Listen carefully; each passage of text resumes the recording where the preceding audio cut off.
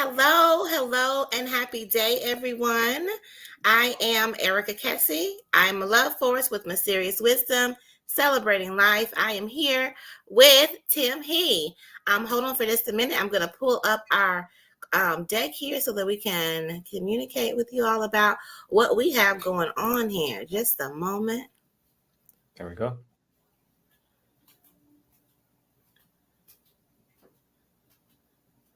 All right. So we are here to have a conversation with you all, a little bit to tell you about and kind of talk through the co-foundership and the importance of talking through that particular relationship. And so, Tim, go ahead and introduce yourself. Sure. Yeah. I'm Tim, and co-founderships and co-founder relationships and dynamics are sort of everything I talk and work with right now. I wrote the book called The Co-Founder Code based on sort of my experiences as a co-founder. And right now, my focus is a company called Cherry Tree, which has a twice a week newsletter with tips for co-founders and also some coaching for co-founders who want some more sort of engaged support there. So yeah, co-founders is what I'm all about. Okay, yeah, Tim. Tell us a little bit more about your background. I would love to put your link up here and for people to check it out and check you out.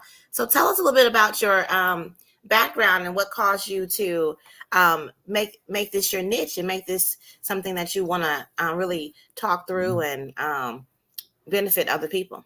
Yeah, so let's see. There's a ton of background, but uh, a couple of years ago, wow, I think 6 years ago by this point, I started a company, and I kind of did everything that people told me to do and everything people told me not to do as Mm. far as co-founders. Like, people say don't start business with your friends. Well, I started it with my best friend. Uh, don't go into business with strangers. Well, I did that too. And so, people say don't try to start a company while you're doing a job full time. Well, I did that too. Wait a And people, minute. So, wait a minute. yeah, How can you start a business then? You can't do it with people, you can't do it with your friends, and you can't do it while you're working. right. Wow. Like, Yeah. how would you be able to? I mean, people like to criticize, or sometimes it's out of good intentions. They're not necessarily haters. They might be doubters because they Are want to they? justify. Yeah, they want to justify the risk that they see people take that they don't take themselves. And sometimes, for your best interest, these could be people who are genuinely looking out for you. Um, and so the thing with entrepreneurship, and especially co-founders, is that because it's so human, there's no one size fits all, right? People try to give you cookie cutter solutions, Yes. um, and that just doesn't work, because the thing with cookie cutters, right, is that they leave a lot of waste, right? And a Come lot of on through. times, Come through. You are right.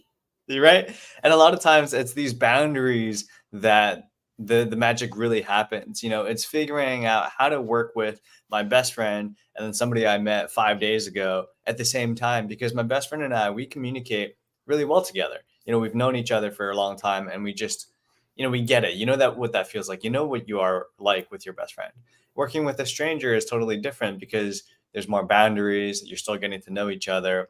And then you have the added element of having them work together as well, right? A lot of companies have more than two co-founders. And so sometimes one or the other, or they know each other, or don't know you, or, whatever it is, right? So there's so many different variables and dynamics at play. And, I wish it was simpler than that. I wish it was easy and that I could prescribe, a checklist of things to do. I wish it was that easy, but it's not. And Well, so, I mean, it's because we are so dynamic. Like, right. us as humans are so complex and dynamic and growing, like moment by moment we're evolving to a new version of ourselves. Yeah. How can it be a cookie cutter? It has to be really spending time in relationship with someone else to make sure that you're always right there right there next to each other and Right. going the same direction. And that takes a lot of communication, Oh yeah. understanding, self-acceptance, Yeah. self-knowledge, and then acceptance of them. Yeah, it takes things that we don't learn in school, do we? Oh We no. don't It just learn. yeah. Mm, I taught entrepreneurship at a business school, and there's just not things that are in the curriculum because, like, how can they be, right? How can you teach this to a group of, I don't know, 30, 40, 100 to 500 people at the same time when everybody is so different, right? You can teach, I guess, philosophies or maybe best practices. You can share stories about, what's happened before, what's worked for you, what you've seen worked with your clients. And those are great. Those are good sort of guiding principles and pillars to sort of lean on. But again, they're not prescriptive. And so that's why it's just so interesting. No co-foundership is the same. Just like no romantic relationship is the same. No exactly. friendship is the same. Yeah. And Like so that's the point of it. no connection at all that you have with anybody is Anybody. the same.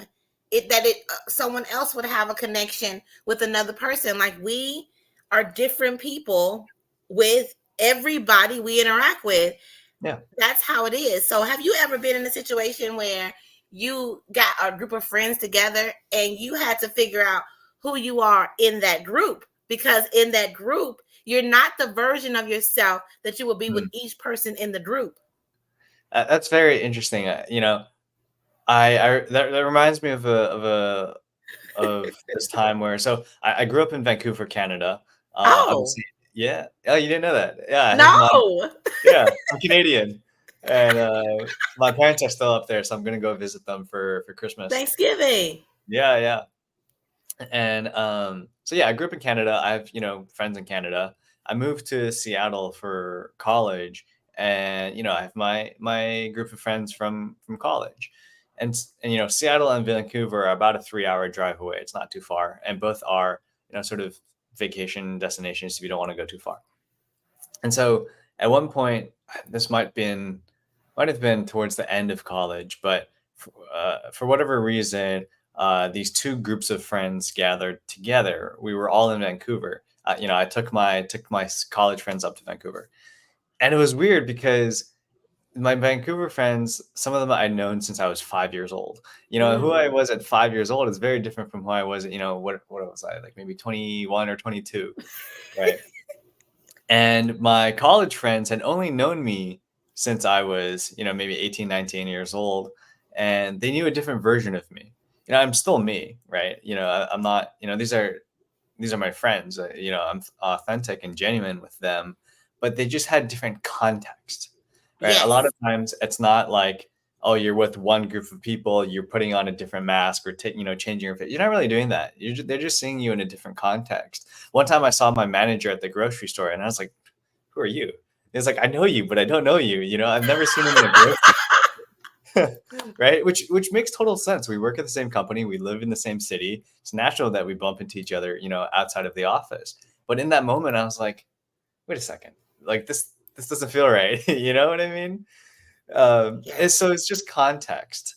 And so to bring that back to co-founders, a lot of co-founders meet each other through school or through work or mutual friends, and who you are in a classroom or in an office environment can be totally different from who you are as a Yes. co-founder. Not Yes. that you're fake or that you're ingenuine, but because you're in a different environment, different qualities get brought out, and that's something that's very important to be conscious of. Yeah, that is important, and people don't like, I guess, sit and think about that. Yeah. But there is nuance to everything, every place. I mean, even the environments, because even if you take two people, and I'm kind of getting a little deep here, but if you take Mhm. two people who have a great relationship and you take them to a particular environments, they may be influenced by those environments as well. So you have to be very careful about all these different contextual parts of the relationship.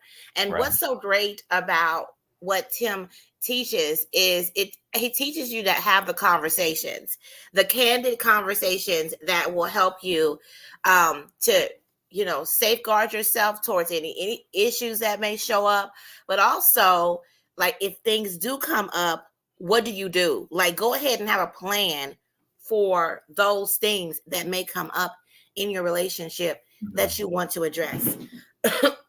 Thank you so much, Tim, for introducing yourself. And I love having this hearty conversation that I have with you as we gear up to do this event and cohort that we're doing together. And so, of course, I'm Erica Kese, as I mentioned before. I am also the chapter director of Startup Grind and of Nashville chapter, as well as Oklahoma City. And I was so happy that Tim reached out to me. Actually, not even talking like it was more like I just want to have a relationship with you. How can I, be connected to you? It's just in that way, and in our conversations we came to the thought of doing this particular activity that we're doing together, but it was just mainly, hey, I want to know you. Oh, I see you doing this. Oh, this is what I do. I was intrigued and I went and got his book. And that's something that's important for people to know. There must be some kind of admiration that you have with the people that you work with or you interacting with, especially a co-founder. And we will talk more about what that looks like. But that's what it is. I am the CEO of Your Goal Concierge, and also a licensed professional counselor. And the important thing about that is, as we are talking about, there's plenty of cohorts and programs out here where they're addressing items that are mental health, a part of the mental health, but not consulting mental health providers and people who have expertise in mental health. So I appreciate being a part of this initiative because one of the things that I will be doing in here is if there's a higher level of care that people need, Tim will send them to me. We will also onboard everyone with the Thrive plan, which I put a link up here so that you can take a gander at that so that people can have retention in this particular program, but also walk away with a plan so that the co-founders can be each other's social support system and they know what it's like to be the experience of the other person that is there based on what the Thrive plan says. So that's that information. And also I put up Tim's link for, and I hope that you all were able to grab that and connect with him on LinkedIn. And here's my link if you would like to connect to me on LinkedIn. But now let's talk about, Tim, this particular information. According to the latest data, up to 90% of startups fail. And also, co-founder conflicts kill 65% of startups. So let's talk a little bit about these statistics and talk about what is really going on here and how we can combat this. Yeah. Scary, isn't it? Yeah. To know that you have such a probability of failure. By default, your startup doesn't work. And by default, Right. by default, your co-foundership doesn't work. Worst case, you fight and you never talk again. And, it's terrible. Somewhere in the middle, you realize that, maybe it doesn't work out. You split amicably and you stay in touch and whatever, but the business dies. And then you have the ideal, which is what everybody wants. You have a great relationship, your best friends, and your business thrives as a result. And so, where do you fall on that line is important, but that's kind of obvious, right? You don't need a coach or a mentor to tell you if you're fighting with your co-founder, right? And, that's not what we're here to do. Unfortunately, that's what I see a lot of people try to sort of see as the end goal of diagnosing the state in which they're at. That's not really the most crucial part. The crucial part is like changing your behaviors to get you to the outcome that you Come want, on. right? Yes. And so to give you an example that I think is applicable to everybody, let's think about, health and fitness, right? Getting that annual checkup is not the end goal. That's not the end all be all. That is only a thing that tells you how to change your behavior, your diet, your exercise, your sleep, your stress levels, whatever that may be, so that you can get to your, ideal health and fitness. Then it becomes, putting in those practices of, I don't know, going on a walk in the morning or eating more fruits and vegetables or whatever it is, right? Like, then doing those things consistently is what actually gets you to where you want to be. Come on. And so in a co-foundership, it's like, okay, you talk to your co-founder, you realize that at this certain point in time, your relationship is, this, let's say like a 5 out of 10, right? And you want it to be a 10 out of 10, obviously. Then, okay, what are the practices that you need to do consistently to get you there? So, for example, some co-founders I work with have this emotional debt meeting every week where they just bring up issues that have been sort of bothering them, no matter how small. Maybe it was like a late reply to a message, or maybe it's something big like Oh, that's good. yeah, right. And so having those practices, those little things, the equivalents of taking a 5-minute walk in the morning, are the behaviors you need to get you there. And so a lot of people think that, having a good co-foundership or a good marriage or good fitness is like one grand gesture. Like you have to run a marathon, or, you have to spend $1 million on your honeymoon. And, it's usually not, it's usually those small practices of like building good habits and good hygiene regarding that big goal that is actually moving the needle. And so that misconception is what causes a lot of these, the 65% statistic that you see. People are looking for that one big fight or that one big milestone to celebrate, when in reality it's the little things every day that make a difference. Yes. You know? It is the little things. The small, and not small, just the injections of joy and contentment, and I call the deposits. Like in a relationship, you have to deposit things into it, right? Deposit goodwill, deposit a compliment, deposit showing up like you're supposed to, deposit um, some care that you may need to do for your co-founder, deposit being a safe friend, deposit reminding them of what they said they're going to do. Yeah. These are deposits, right? In relationships, that because if you do not do the deposits, you cannot get a withdrawal. Okay. And Yeah, I so like a that. lot of times people are willing to work through things if there's a huge deposit. Like if somebody has deposited so much and then something happens that ruffles your feathers, you're willing to work through that because you see how valuable that person is because of all the deposits. So when you were talking about that consistent practice, and then also you were talking about having a time that you sit and you talk about any issues that's coming up, it reminds me of me doing family therapy, where we would have the family come together and we would play I Got Beef game. Yes.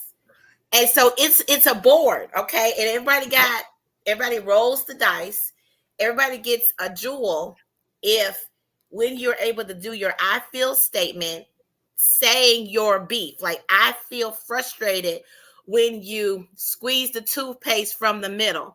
I would like you to squeeze it from the bottom, right? And the other person gets two jewels if they are able to respond back and say, I hear that it causes you to feel irritated in the future. I am going to attempt to squeeze it from the bottom.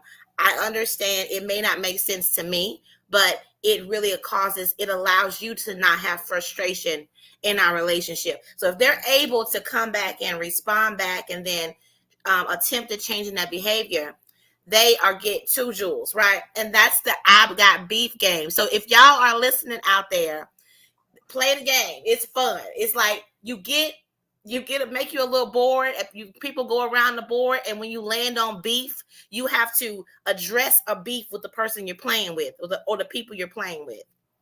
Yes, Interesting. I've never I heard that know. before. It's like a I beef. got listen. I got all kinds of games. We had to make it fun because people don't want to do this hard stuff. But Right. let me tell you, that game, families love playing that game. Whenever I play the game with anybody, they like, "Oh, you got a beef? Okay, who you finna like?" Yeah. Is it usually small stuff like the toothpaste? Because when you're fighting about the toothpaste, is it really about the toothpaste, or is it about It's something? not. That's okay. Now, come on, Tim. It's not about the toothpaste. It's No, never about is. all the times that you didn't do the Right. things that I asked you to do, or I feel disrespected. Like Yep. underneath it all, Yep. I feel Exactly. disrespected. But if you can handle and talk through that, some of those symptoms, you can then go deeper with addressing the beefs if they can handle addressing that small thing at the Yeah. surface. Exactly. Exactly. Yes, The yes, the yeah, sort of you're correct. It's not yeah, about the toothpaste. yeah, It's definitely not about the toothpaste.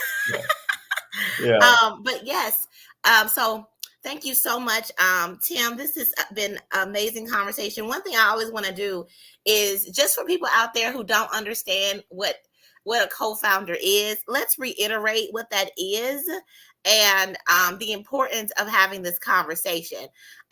Because I feel like I did not, until I was working with you, have a good grasp on it. What I found was, or what I thought was, co-founder was something that only tech companies do. Yes, I want to tell you, because you don't hear a lot of product-based businesses or even service providers talking about having co-founders. But So they do. right. They do. It's just that I don't think they understand that that's the role that they're playing. So, can you explain what a co-founder is and the importance of addressing this, and maybe even being clear about, oh yeah, you're operating as a co-founder with me, and this is what it is? Because sometimes if you don't know that you're operating in a certain way, then things may come up and expectations may be put out there, but you're like, wait a minute, I'm not, I don't know, I didn't know I was attached this way, right? So yes, please, Tim. Mhm.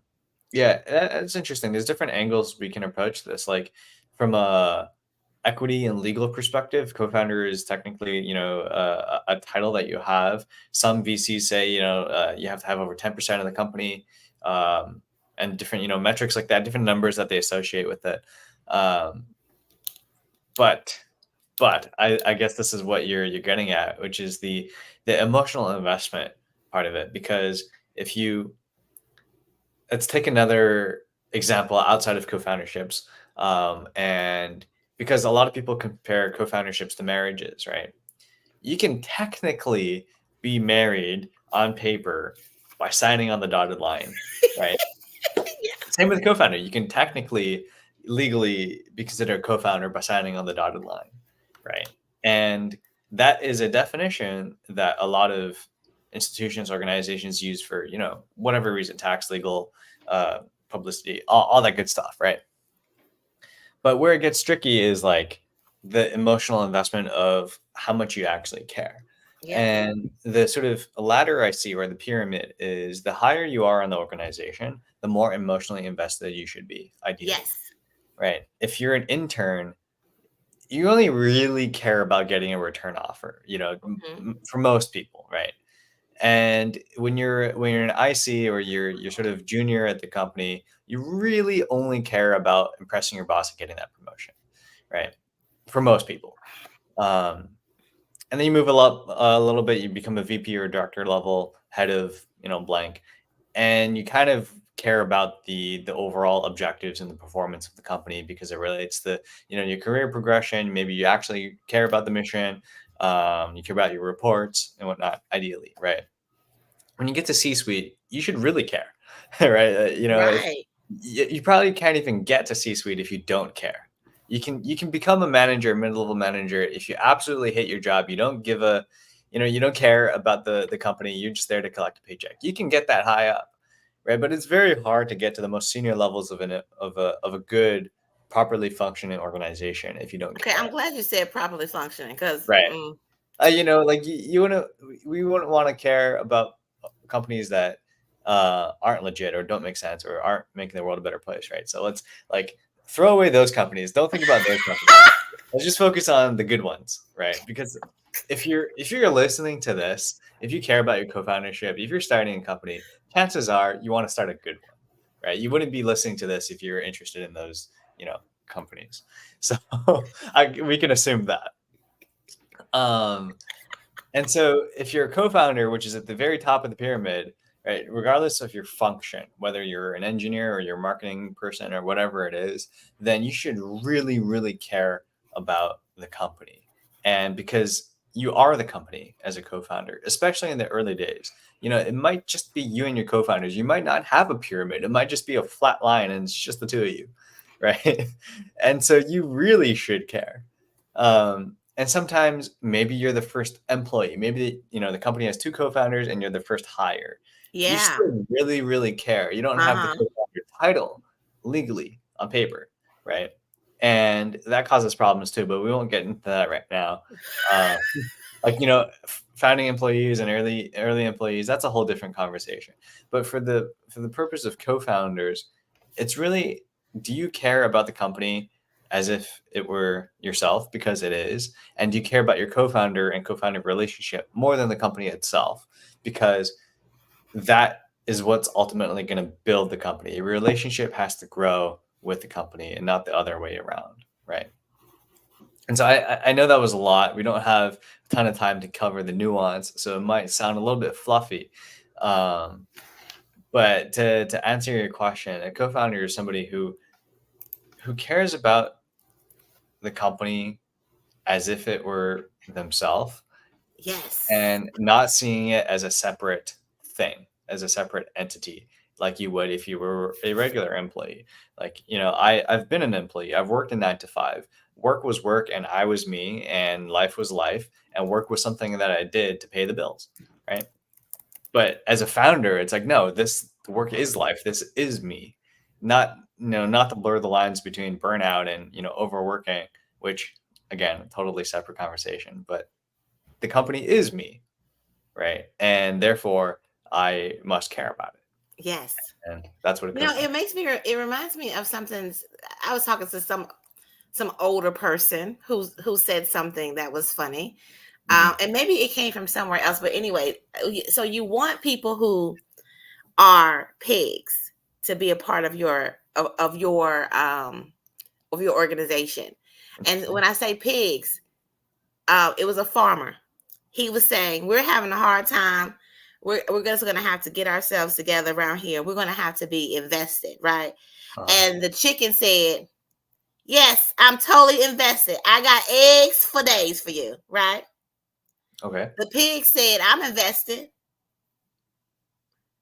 The chicken can give eggs and still keep his life. The Right. pig is giving up his life, Right. right? Yeah. So let me tell you, that's what a co-founder is. They know that our initiative is going to die, and I don't want it to. Uh-huh. So I I'm see. going to, yeah, Yeah. I'm That's going a fun to. one.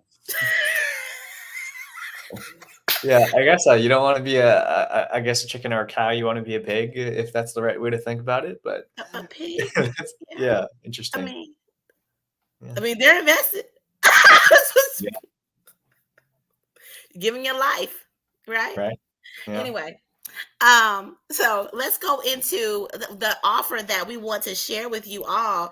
Is we've talked to you all a little bit about the co-foundership relationship and the importance of it, and these speakers that you have here who are going to deliver this cohort to you, and with our expertise and stories that we have. And so we have a 6-week virtual cohort called Co-Founder Connect that we are really interested in sharing with you. The orientation for it is coming up, y'all, October the 15th. And so please go ahead and get yourself signed up. Here is the link. It goes on to the next page. It's on the next page. I'm gonna share that with you in just a minute. And so the co-founder connect cohort meetings will be on Tuesdays from 6 until 7. All right.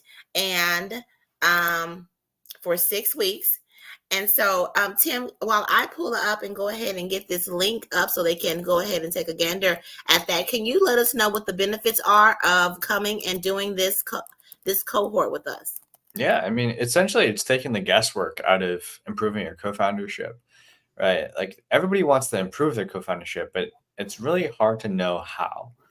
Um, Specifically, people know, oh, you have to communicate, you have to open up, you have to whatever it is, but like having an actual framework for how to do that step by step is what we're here to provide, right?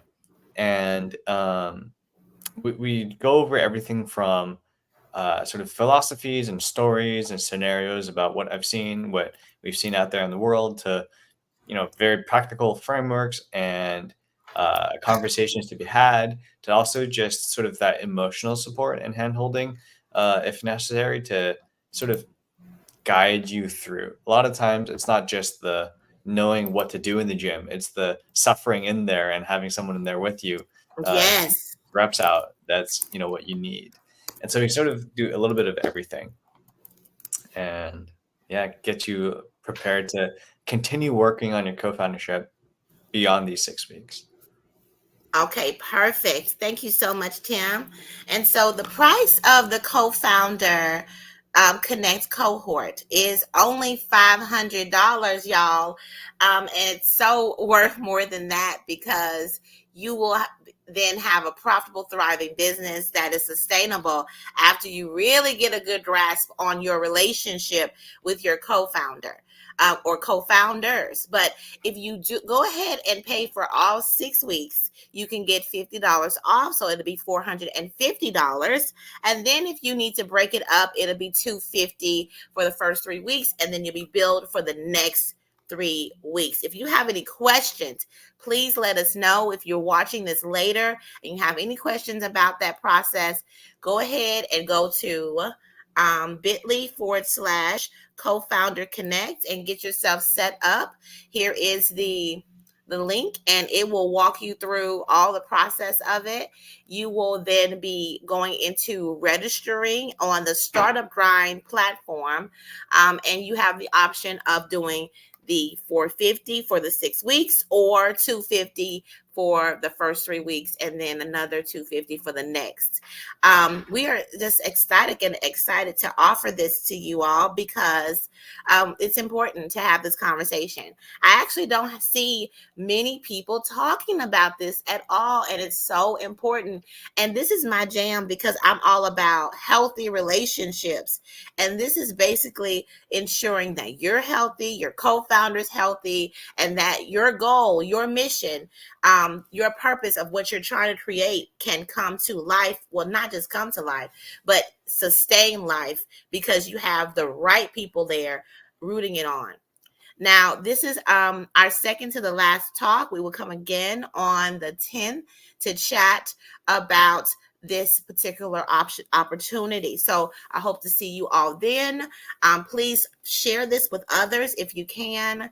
Tag people who you feel like need to see this information, and go ahead and get yourself registered. And you all, is there anything that you wanted to say, Tim? I think that's all that we had for people today. Yeah, I think so. I think we covered everything. And just to note that the meetings are all virtual, they're remote, and so Yep. 6 to 7 Central Time, all online. Yes, Yeah. everything's online. I don't really like doing anything not online anymore. Everything, I feel like that should always be an option moving forward in our lives. Like there should be either virtual or uh hybrid options always. Anyway, so you all please go ahead and get yourself set up. Go to bit.ly/ co-founder connect, and get yourself registered. And we can't wait to see you on October 15th for our orientation. And so you all create a thriving rest of your day. Bye. Bye.